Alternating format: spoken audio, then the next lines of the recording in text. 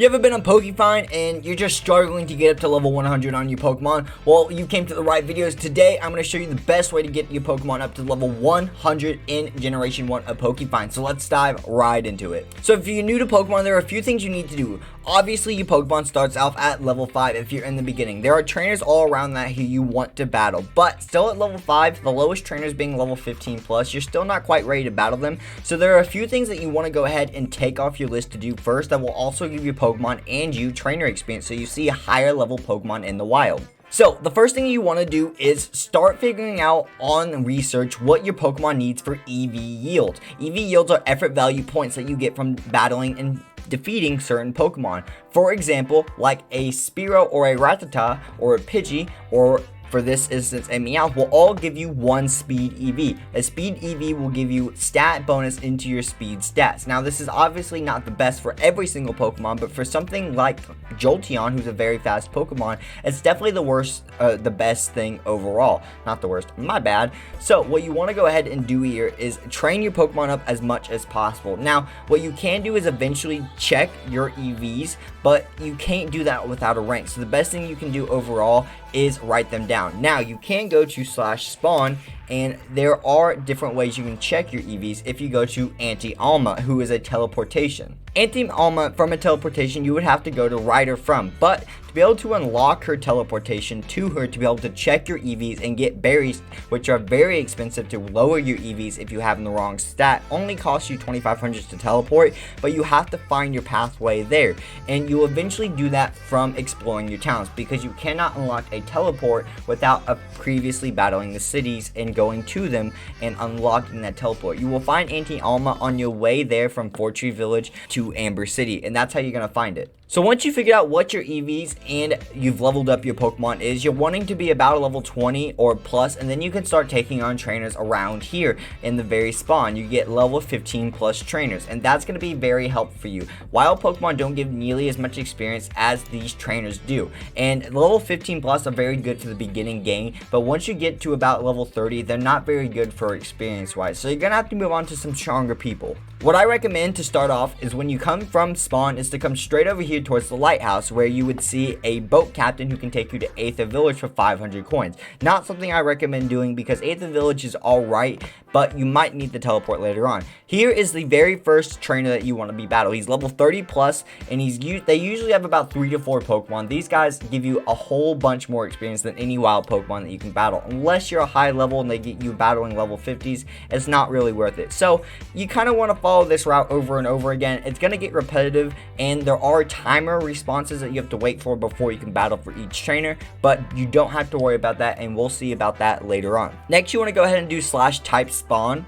and come back to spawn and jump off this little ledge over here. The reason for this is because it's the fastest way to get to the next trainer. The next trainer is on the way to the next village, which is Fortree Town or Fortree Village, and here is your next level 30 plus trainer. This is going to be about the same statics as well, and along your way you're going to see these Pokestops. These are really good because they give you trainer experience. The reason trainer experience is so important is because you level your trainer level up and you find higher level wild Pokemon and you unlock new Pokemon that you can battle against. New Pokemon, even in the wild, will still give you more experience than higher level Pokemon that you've already battled. Once you battled him, you can come straight to the left over here and you can kind of see that there's a level 45 plus trainer here. If you're not quite to this point, you're gonna have to skip this trainer until you're ready to battle him, but these are the trainers that will give you almost the best experience, the hard to the veterans, because they're 45 to level 60s, and these are the best ways that you can actually do this. Moving on from there, once you've battled that 45 trainer, if you're able to, or if you have to skip it, you can make your way here to Fortree Village. It's just right down the road past that battle,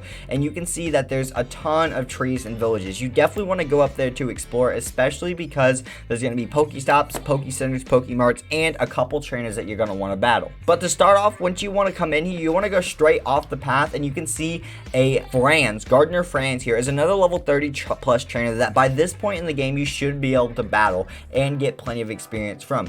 Once again, like I said before, you want to keep following this path over and over again, and it's going to be repetitive, but it's going to be the best way to gain experience without rare candies or even a lucky egg or an experience boost on the server. These will still be massively helpful even without those items because not everyone has access to those items. While you're on your way up here, you want to follow this path directly if you're in the beginning of the game. The reason for that is because this is still an NPC. It's not a trainer NPC. She gives you a quest to unlock an Eevee. An Eevee at the end of the quest is one of the most valuable Pokemon because it has so many different evolutions and it's quite rare on the server. Once you finish that, on the way up here, you can see that there's Explorer Danny. Explorer Danny is another level 30 plus trainer who's worth plenty of experience for you in your early game. Even if you're level 80 plus, level 90 plus, you still want to battle these guys because it's trainer experience. Trainer experience is one of the most valuable things in this game. It's the best way to level up your Pokemon.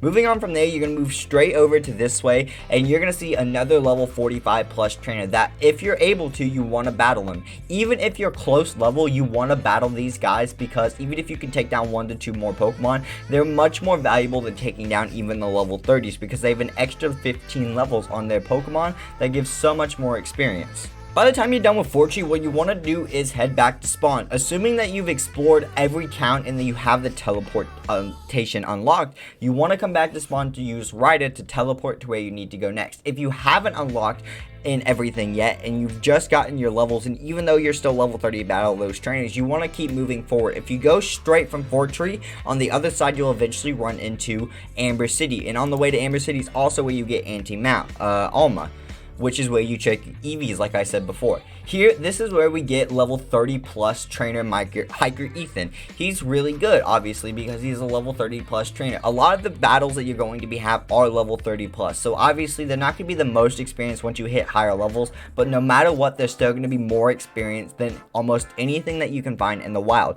After you battle him, that tunnel leads you to Petra City, but that's not where you want to go. What you want to do is follow this path up to the mountain because there are 2 more trainers that you can battle that are above level 15 plus. Now, these trainers are much more difficult, so if you're not ready to fight 45 or 60 level trainers, this is where things are going to get harder for you because you're not going to have the options of battling these guys. But this is Chuck. You definitely want to battle him as he's a level 45 plus trainer with around 3 to 4 Pokemon. Most of these guys don't have a full team of 6 Pokemon, and you can get so much experience from them. These guys seriously are way better than grinding against any other wild Pokemon. Even if you have level 50 wild Pokemon or level 60, which is, I think the cap is technically 55. They're still better for the most part because trainer XP is way more valuable than any wild Pokemon XP. But taking down high level wild Pokemon along the way, if you're not teleporting, or even if you are in between trainers, is still really good for quick trainers, especially if you know you can, one-shot them. Once you get up to here, you can kind of see,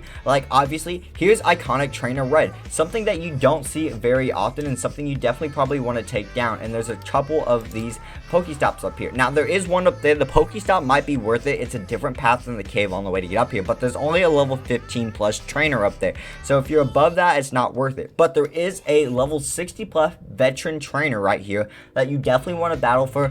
One of the most experiences that you're going to get overall, because battling things like the Pokemon gyms give you maybe 30 experience even if the Pokemon are max level 100. It gives you almost nothing, and it's not worth wasting your time unless you're trying to earn your team gym points and whatnot. So don't waste your time too much on that in the early game. Once you're done battling that trainer, if you're able to, you want to start making your way down the mountain. It's faster just to jump down since there is no fall damage because it's not a survival server. So you're just going to jump all the way down here and you're going to be right back to the beginning of where you started. You want to head towards that cave where we fought the very first trainer in this city to begin with. Once you get to the end of the tunnel, you're eventually going to reach Petra City.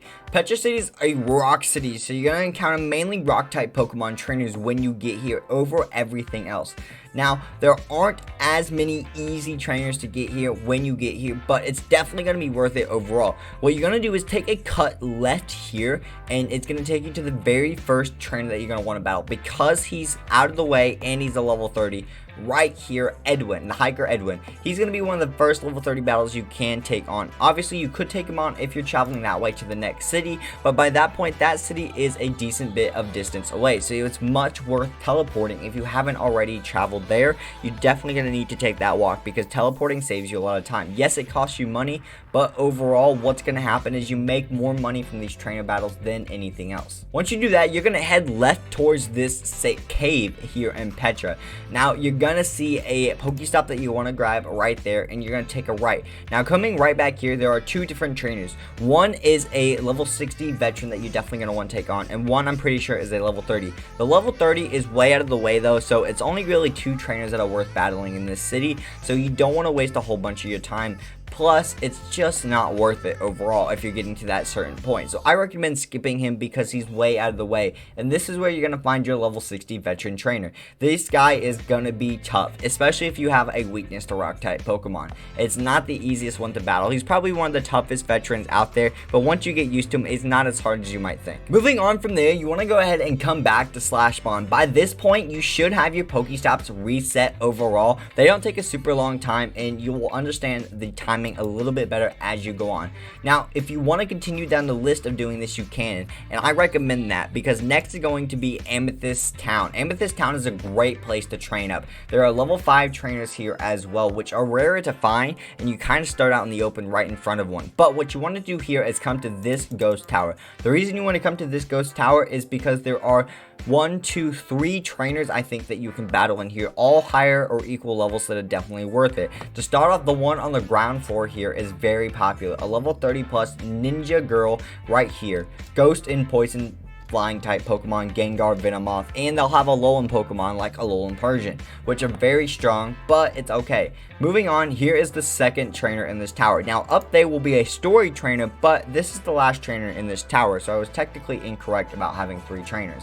But this is a level 45 trainer that you definitely want to take on if you have the ability to. He's going to be worth so much experience.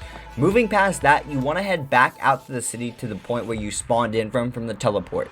Once you get back to the circle center of the town and you have your teleportation spot, note you want to go take a straight left here towards the battlefield.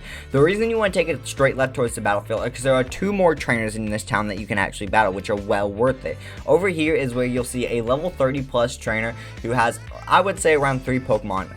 An Alakazam, a Porygon Z, or a Porygon 2, or a Porygon, I can't remember which one it is, and then 1 other Pokemon. And then moving on from here, you'll have a level 60 plus veteran. There's a veteran in each town, and once you get used to being able to battle them and you have their levels, it's going to make your life much easier. These are the highest level trainers, like I've said before, to battle. So once you want to battle him, you definitely want to go ahead and go back to Slash Spawn because it's not the best travel to go to anywhere else. You can travel this way, which will eventually take you to the original town, Smog, but Smog's trainers are super spread out and not worth it unless you're low on XP for trainers and you've done it really fast, so you don't have the time reset yet. Once you get to this point, you can either go to Aurora Village, which isn't all that bad. They have a couple trainers, but this one I usually skip for I need it for time instances because it has a couple of good trainers, but overall it doesn't connect with any other towns, so it's really hard to communicate and travel to, so you're usually wasting a lot of money for teleportation unless you need this city. Amp City, Battle City, these ones I don't recommend to because the trainers can be hard to find and most of them are level 30s and they're really spread out. So until you learn those locations, it's not worth it. In Chromium City, same thing. Next, what you want to do since you're skipping Chromium City and stuff like that, you want to go to Wyvern Village. The reason you want to do this is because there are 2 trainers that you can get here. Now there are a couple more around. There's one that way I do believe, but that's kind of out of the way, and if you're sticking to the routine that I'm trying to teach you, this is the best way to quickly get XP because by the time you're done with this route, you will have the time reset on all the level 30s, so you can battle them again. The level 45s and 60s probably won't be reset yet, but that's going to be a part of it. Here you'll find a Sensei level 45 plus. Once you take him on, it's going to be really easy for you to move on to the next trainer. You just want to jump off that side of the battle platform, and you can see right there, that's the next dragon trainer that you're going to be able to find if you want. So this is going to be a level 30 trainer. You're going to battle this one, and you're going to head straight this way. This is Mystical Keep. Mystical Keep is absolutely fantastic because it has a ton of trainers that you can battle actually. It's one of the best places, but it's also one of the hardest battle location places. And you don't have to teleport it to it because it's just a walk across the bridge from Wyvern City. So it saves you $2,500 from the teleport cost. Here you have Psychic Mugo or Hugo. He's level 30, so obviously no matter what, by this point you should be able to take him on, and it should be a decent enough battle or quite easy for you. Moving on from there, if you're going to be able to, here is the veteran trainer, level 60 plus right here. One of the hardest veteran trainers out there, I would say, honestly. Psychic types are not not easy to deal with, and I've had my fair share of run-ins with this guy. After you defeat him, or even if you're not able to battle him, right past him up this pathway is a level 30 Psychic Gym trainer. She's got about 2 to 3 Pokemon. You definitely want to battle her as well. And then obviously you're going to keep following this path. The reason you want to keep following this path is because a lot of people forget about this, and even back in the day when I first started, I would forget about these trainers too.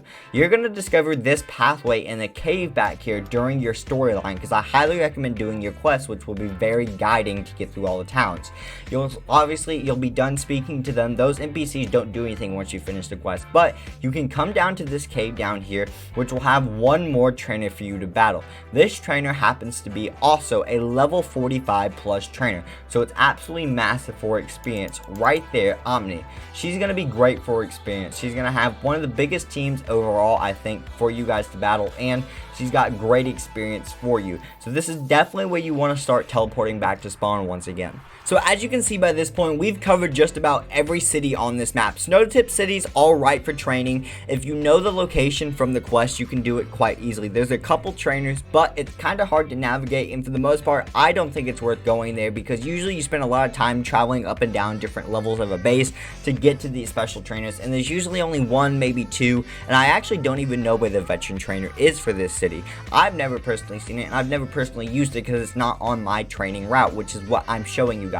From here on out, you're going to have 2 more teleports, and then the route is completed. So you're going to have Falls Lagoon and Coast City. Personally, it literally doesn't matter which one of these you do in order or before the other, but I recommend Coast City. The reason for that is because it's got more trainers than Falls Lagoon. So you're going to get more XP for your bang for your buck, especially before you battle the veteran in Coast City. So Falls Lagoon is going to start you off at the top of here with a level 45 trainer that you can take on.